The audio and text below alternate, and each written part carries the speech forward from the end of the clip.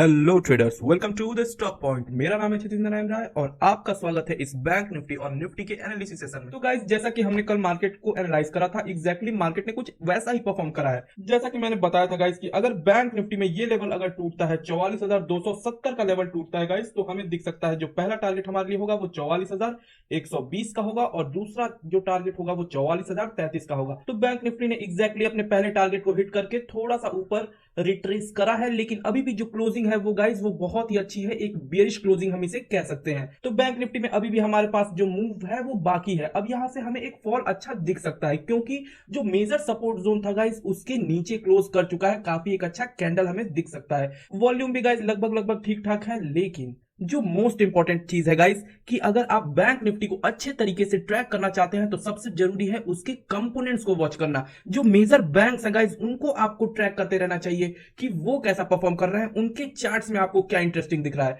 तो आइए चलते हैं और देखते हैं कुछ मेजर बैंक्स पे। तो सबसे पहले चलते हैं गाइस एसबीआई पे। तो अगर हम एसबीआई में देखते हैं गाइस तो हमें क्या दिखता है, यहाँ पे हमें क्लियरली दिख सकता है कि यहाँ पे एक फ्लैग एंड पोल पैटर्न आपको दिख सकता है। एक बहुत ही अच्छा फ्लैग एंड पोल पैटर्न है। यहाँ पे एक अच्छा फॉल हमें आता हुआ दिख सकता है। जैसे ही इस लेवल को तोड़ता है, इस ट्रेंड लाइन को जैसे ही क्रॉस करता है गाइस, एक अच्छा फॉल हमें यहाँ पे दिख सकता है, जो कि लेके आएगा एसबीआई को 540 के लेवल पे। तो बहुत ही अच्छा फॉल हमें एसबीआई में भी दिख सकता है।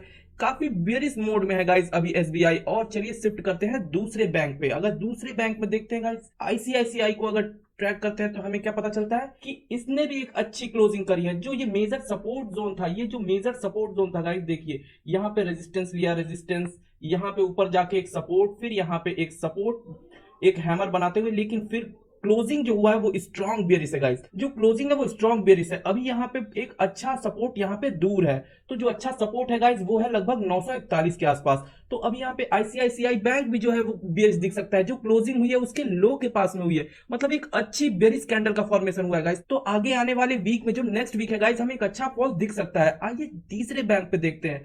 तो जो मेजर बैंक एचडीएफसी है वो क्या कर रहा है। तो अगर हम एचडीएफसी को देखते हैं गाइस, तो यहाँ भी एक अच्छी क्लोजिंग मिल चुकी है। इसे हम मारा बुजू कह सकते हैं। जो क्लोजिंग है वो एकदम लो के पास में हुई है। बहुत ही, हाँ, वॉल्यूम थोड़ा कम जरूर है, लेकिन जो मेजर सपोर्ट एरिया है, जो मेजर सपोर्ट एरिया है वो काफी दूर है। तो यहाँ पे एक हमें सपोर्ट लेता हुआ नीचे दिख सकता है। एक फॉल हमें दिख सकता है जो कि एचडीएफसी को लेकर आए 1580 के आसपास, और यहां से एक बार सपोर्ट लेता हुआ हमें दिख सकता है। इस वीक में हमें यहाँ पे इस लेवल तक आते हुए दिख सकता है एचडीएफसी बैंक। 5 में से 3 मेजर बैंक्स तो हमें बेरिश शो कर रहे हैं। आइए चौथे को भी देख लेते हैं। तो अगर चौथा कोटक बैंक को हम देखते हैं तो हमें क्या दिखता है, हमें तो बहुत ही कुछ अच्छा दिखता है गाइस। ये गैप देखिए, जो गैप होता है गाइस वो बहुत ही एक अच्छा सपोर्ट की तरह काम करता है और एक बहुत ही अच्छा रेजिस्टेंस की तरह काम करता है।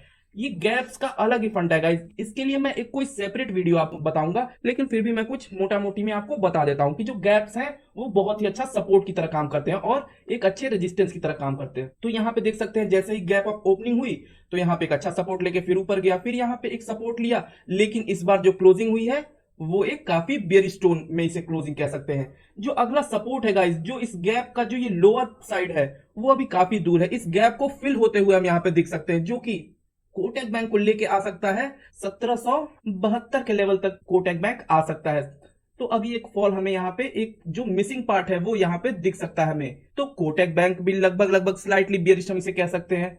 और एक्सिस बैंक को देख लेते हैं गाइस, जो 5वां जो मेजर बैंक है इसे भी देख लेते हैं। अगर हम एक्सिस बैंक को देखते हैं गाइस तो हमें क्या पता चलता है, यहाँ देखते हैं तो एक अच्छा मेजर जो सपोर्ट एरिया यहाँ से सपोर्ट ले रहा था गाइस, लेकिन फिर से यहाँ पे आकर और एक क्लोजिंग जो है वो इस सपोर्ट के आसपास करना चाह रहा है। यहाँ पे एक फॉल हमें दिख सकता है, क्योंकि जो फॉर्मेशन हुआ है गाइस, ये जो, अगर एक्सिस बैंक इस लेवल को ध्यान रखिएगा, जिस दिन इस लेवल को तोड़ा, जो 990 का जो लेवल है गाइस, जिस दिन इस लेवल को तोड़ा एक अच्छा अप मूव हमें दिखेगा, लेकिन वो बहुत दिन है गाइस। लेकिन फिर भी आप यहाँ पे अलर्ट लगा लीजिए, इस चीज को देखिएगा, क्योंकि यहाँ पे ट्रिपल टॉप बना चुका है। बहुत ही अच्छा अपवर्ड मूव हमें यहाँ से दिख सकता है। लेकिन अगर अभी हम देखें यहाँ पे तो हमें क्या दिखता है गाइस, अभी हमें दिखता है कि जो क्लोजिंग हुई है, जो विक फॉर्मेशन है गाइस, यहाँ पे अगर आप वॉल्यूम भी देखते हैं तो वॉल्यूम भी है वो इंक्रीजिंग है। फॉल हो रहा है और वॉल्यूम भी इंक्रीज हुआ है। हाँ, आज वॉल्यूम थोड़ा कम जरूर है, लेकिन वॉल्यूम जो है वो थोड़ा इंक्रीज कर रहा है। लास्ट 3 डेज का अगर आप देखते हैं तो वॉल्यूम एक अच्छा वॉल्यूम है। और ऊपर से जो विक फॉर्मेशन है गाइस, जो विक है वो ऊपर की साइड का बड़ा है, मतलब कि जो सेलिंग प्रेशर है वो ज्यादा है। तो इसे हम बहुत ज्यादा बेरिश तो नहीं कह सकते, लेकिन फिर भी एक स्लाइटली बेयरिश जरूर कह सकते हैं। यहाँ पे हमें एक फॉल हमें दिख सकता है जो कि इस एक्सिस बैंक को लेके आएगा इसके 910 के लेवल के पास। जो इसका 910 के पास जो सपोर्ट एरिया है यहाँ पे हमें आता हुआ दिख सकता है इस वीक में। तो ओवरऑल कहने का मतलब यह है गाइस कि जो पांचों बैंक्स है, जो पांचों मेजर बैंक्स है, वो हमें बियरिश शो कर रहा है। और बैंक निफ्टी का जो डेली टाइम फ्रेम का चार्ट है वो भी बियरिश शो कर रहा है। तो ओवरऑल जो अगला वीक है हमें एक अच्छा फॉल आते हुए दिख सकता है गाइस। और जो फॉल होता है वो बहुत ही अच्छा प्रॉफिट दे के जाता है गाइस हमें। क्योंकि अगर आप में से अगर किसी ने कोरोना के पीरियड के चार्ट्स को देखा होगा तो आप देख सकते हैं उसमें कि जो उस वक्त के जो बिगनर ट्रेडर्स भी थे उन्होंने बहुत ही अच्छा पैसा बनाया। क्योंकि जो फॉल होता है वो पैनिक करके होता है, वो सेलिंग जो होती है वो पैनिक सेलिंग होती है। क्योंकि जो फॉल के बाद एक छोटा सा रिट्रेसमेंट आता है और फिर तोड़ के एक अच्छा फॉल, फिर थोड़ा सा रिट्रेसमेंट और फिर एक अच्छा फॉल। लेकिन जो अपवर्ड मूव होता है गाइस वो ऐसे नहीं होता, उसमें काफी एक डीप रिट्रेसमेंट होता है। मैक्सिमम रिट्रेसमेंट कम से कम 38% तो होता ही है, नहीं तो 50% तक चला जाता है और उसके बाद फिर एक नया स्विंग हाई बनता है। तो इसलिए जो अपवर्ड की साइड जो रैली होती है उसमें पैसे कम बनते हैं as compare to downward rally. तो हमें एक अच्छा जैकपॉट मूव मिल सकता है इस आगे आने वाले वीक में। तो चलिए चलते हैं और बैंक निफ्टी के छोटे टाइम फ्रेम पे देखते हैं कि एग्जैक्टली हमारे पास कौन कौन से लेवल होंगे। तो चलिए चलते हैं बैंक निफ्टी के 15 मिनट के टाइम फ्रेम पे। तो गाइस जैसा कि आप देख सकते हैं कि बैंक निफ्टी का जो 15 मिनट का टाइम फ्रेम है यहाँ पे हमारे लिए इंपॉर्टेंट लेवल्स कौन कौन से हैं। तो जैसा कि अगला लेवल जो हमारे पास है ये है 44,033 से लेके 44,054 तक का लेवल जो होगा हमारे लिए ये इंपॉर्टेंट होगा गाइस। यहाँ पे बैंक निफ्टी आकर और सस्टेन करता हुआ दिख सकता है। ऊपर से जो 44,000 का जो राउंड लेवल है गाइस यहाँ पे तो सस्टेन करेगा ही करेगा। क्योंकि जो राउंड लेवल का फिगर होता है यहाँ पे बहुत ही बड़े बड़े बायर्स और सेलर्स बैठे होते हैं जो कि रिटेल ट्रेडर्स को ट्रैप करने के लिए बैठे होते हैं। तो हमेशा यहाँ पे जो भी राउंड लेवल के पास आना चाहिए गाइस तो एक सस्टेन होना चाहिए मार्केट को। एक अच्छे फॉल से पहले या फिर एक अच्छे अपवर्ड मूव से पहले राउंड लेवल के पास आपको एक सस्टेन करना चाहिए मार्केट को।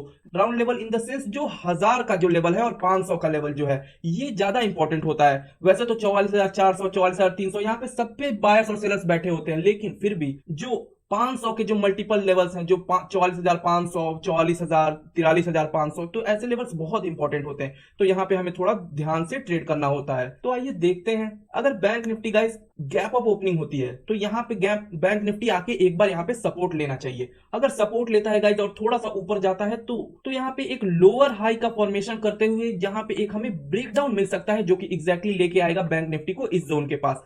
एक अच्छा फॉल अगर हम एक्सपेक्ट कर रहे हैं तो, और फिर कंसोलिडेशन के बाद हमें फिर एक अच्छा फॉल मिलेगा और बैंक निफ्टी को लेके आएगा 43,500 के आसपास। उसके अगर और भी बड़ा फॉल चाहिए गाइस तो 43,500 और 600 के पास कंसोलिडेट करके, और जो अगला मेजर सपोर्ट जोन है, जो मेजर सपोर्ट एरिया है वो ये है। यहां पे हमें सपोर्ट लेता हुआ दिख सकता है आगे आने वाले दिनों में। तो एक अच्छे फॉल की एक्सपेक्टेशन हम कर सकते हैं। अगर बाइंग की बात करें गाइस, अगर हमें चाहिए, यहाँ पे हो सकता है कि मार्केट ट्रैप भी कर सकता है, जो सेलर्स है उनको ट्रैप, लेकिन बहुत ही कम चांसेस है गाइस कि यहाँ पे मार्केट जो है वो सेलर्स को ट्रैप करे, क्योंकि सब कुछ अभी हमें बियरिश दिख रहा है। तो अभी हमारे लिए तो थोड़ा सेंटीमेंट जो मार्केट का है वो बियरिश लेकर चलेंगे, लेकिन फिर भी हमें दोनों साइड से तैयार रहना चाहिए।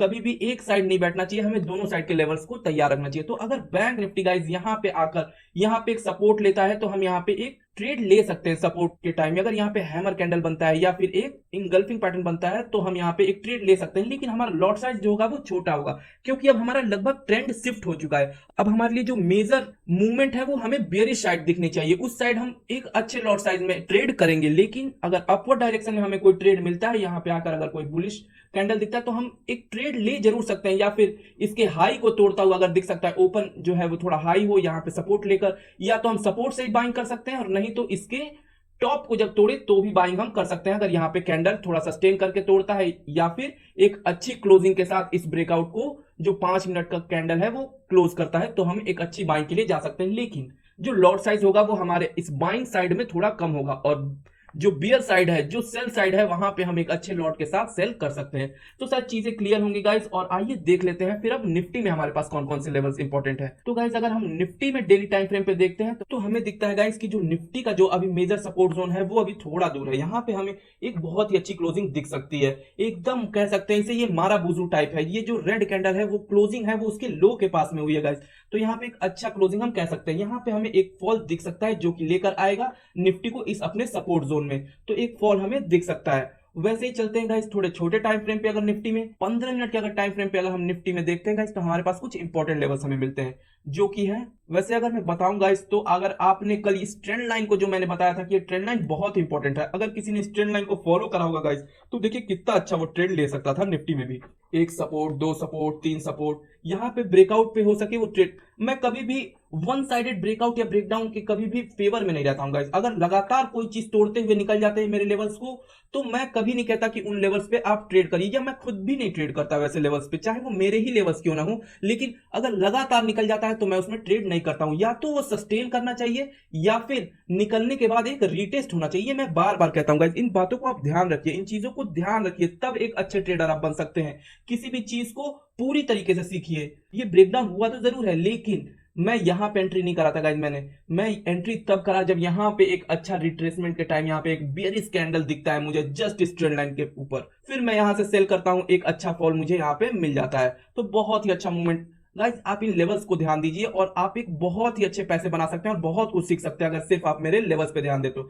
तो गाइस इन लेवल्स को आप नोट कर लीजिए, अपने भी चार्ट में बना लीजिए। ये लेवल्स मेरे कुछ ये हैं, ये जोन्स बहुत इंपॉर्टेंट है। यहाँ पे हमें निफ्टी आते हुए दिख सकता है, यहाँ पे सपोर्ट और रेजिस्टेंस लेता हुआ दिख सकता है। हो सकता है मार्केट यहाँ पे गैप अप ओपनिंग हो ली और यहाँ पे कोई बुलिश कैंडल दिखे तो हम यहाँ पे छोटा एक बुलिश साइड ले सकते हैं। अब गाइस बार बार मैं वही चीज रिपीट कर रहा हूं कि मेरे लिए जो इंपॉर्टेंट साइड है अब वो बियरिश साइड है। तो हमारे लिए जो नॉर्मल लॉट साइज है जिसमें हम नॉर्मली ट्रेड करते हैं अपने रिस्क टू रिवॉर्ड मैनेज करके, वो बियरिश साइड होगा। अगर रोज मैं 2 लॉट से ट्रेड करता हूं तो बियरिश साइड में जब भी ट्रेड बनेगा तो उस टाइम मैं 2 लॉट से ही ट्रेड करूंगा। लेकिन अगर कोई बुल साइड का ट्रेड एक्टिवेट होता है गाइस तो मैं ट्रेड एक लॉट से लेना पसंद करूंगा। यहाँ पे मैं अपनी लॉट साइज को कम कर दूंगा, ये नहीं कि मैं ट्रेड लूंगा ही नहीं। अगर यहाँ पे कोई बुलिश कैंडल, कोई हैमर वगैरह दिखता है, अगर यहां से आता है और ये हैमर वगैरह कुछ दिखता है या कोई इंगल्फिंग कैंडल दिखता है तो मैं ट्रेड जरूर लूंगा, लेकिन लॉट साइज अपनी घटा लूंगा और रिस्क टू रिवॉर्ड को मैनेज करता हुआ चलूंगा। वैसे ही गाइस अगर यहाँ पे कोई क्लोजिंग आती है, यहाँ रिट्रेस करके कोई बियरिश कैंडल दिखता है तो बियरिश के टाइम में 2 लॉट से ट्रेड करूंगा जो कि मेरा नॉर्मल लॉट साइज होगा।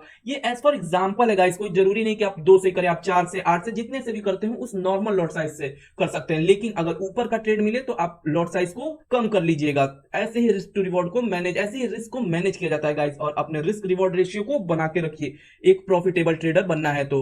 और इन लेवल्स को ध्यान रखिए, ये इंपॉर्टेंट लेवल्स हैं, इंपॉर्टेंट जोन है गाइस। तो आशा करता हूं कि शायद आपको चीजें क्लियर हो चुकी होंगी और बहुत कुछ सीखने को मिलता होगा आपको मेरी इन वीडियो से। तो चलिए मिलते हैं फिर किसी नए वीडियो में, नई एनालिसिस के साथ, नई जानकारी के साथ। तो good bye guys, see you all.